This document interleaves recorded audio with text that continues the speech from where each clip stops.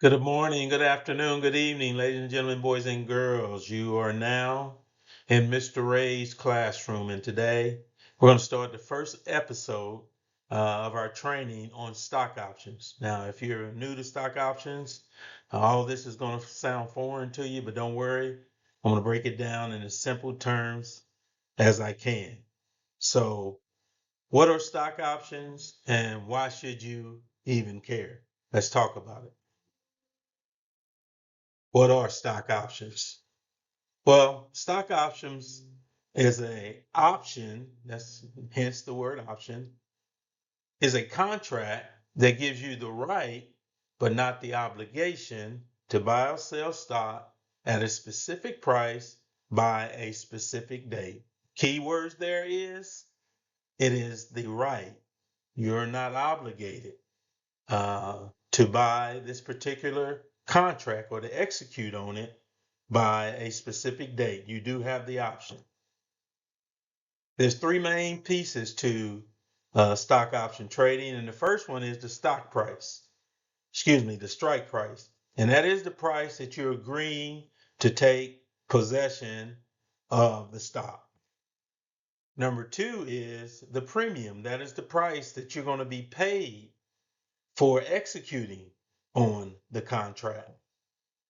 And then number three is what is the date of expiration? What day does this contract expire? It has to have an expiration date. So those are the three key pieces to understanding what stock options are: the stock price, strike price, the premium, and the expiration date. Let me see if I can break it down to you in layman's terms. Most of you are familiar with real estate. You've bought and sold homes. So let's see if this makes sense to you, because it definitely is a great analogy when we're talking about stock options. So let's say you found a house. It's for $300,000. It's listed, and you think that's a good price. And you want to put down a deposit and hold that home at that price. Okay. So you put down $5,000. You give that to the seller, and the seller says, "Okay, I'm going to hold this at this price for you for 30 days." And you, anytime within that 30 days, you have the right, but not the obligation to execute that contract. So let's say the house goes up in value during that 30 days. Say it goes up to 350. Well, the seller now can't turn around and say, "Hey, look, man, the prices have gone up on this thing recently. I need to raise the price." No, no, no.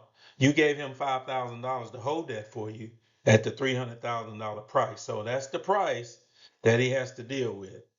And if you change your mind, now begin again, because you have the right, but not the obligation. You can walk away from the contract, but you gotta let him have the $5,000. It's no longer yours.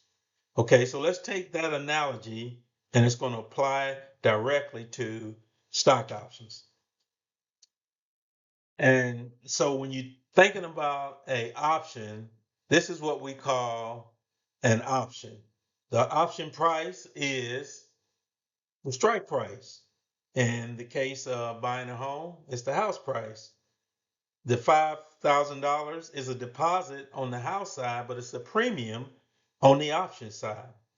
The deadline that you got to execute it on is the expiration date on a call option. And then whether you buy it or not, the right to buy it is what we call the call option. All right. I hope that makes sense to you.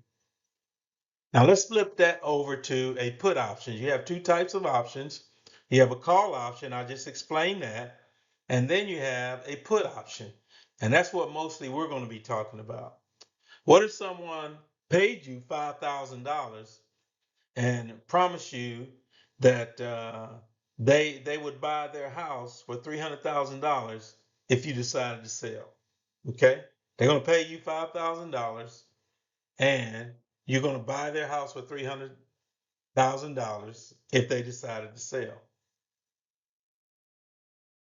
And if they decided to sell, you buy the house for 300,000, right? Plus the 5,000 that you had. Sounds like a good deal, right? If they don't sell to you, then you never have to buy anything, but you still get to keep the $5,000. That is a put option, baby. That is, you get to get paid one way or the other, right? If they sell, you get to keep the 5,000. If they don't sell, you still get to keep the 5,000, baby. That's a no lose situation. So let's look at the two different sides of buying and selling options. Okay.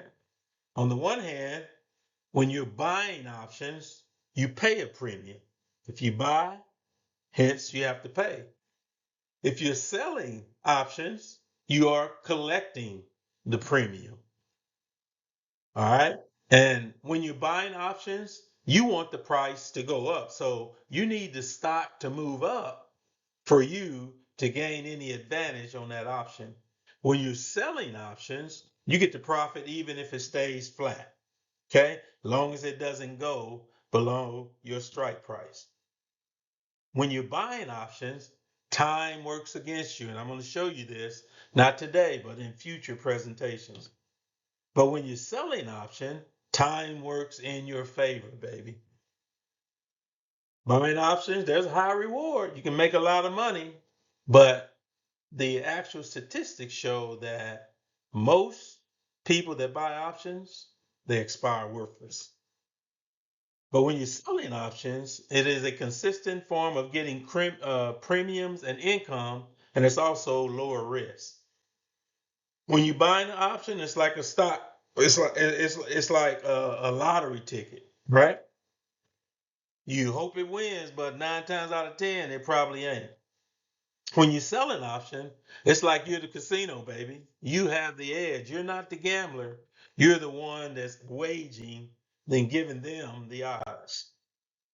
Now, here's a quick cheat sheet for you. Just to review with you, stock option is a contract that gives you the right to buy at a stock or buy or sell a stock at a set price at a set date. That's all it is. It's a contract. And when you are buying a stock, it's called a call option. When you're selling a stock, it is a put option. All right. That's very, very important. And a lot of times this doesn't make sense, but stay with me.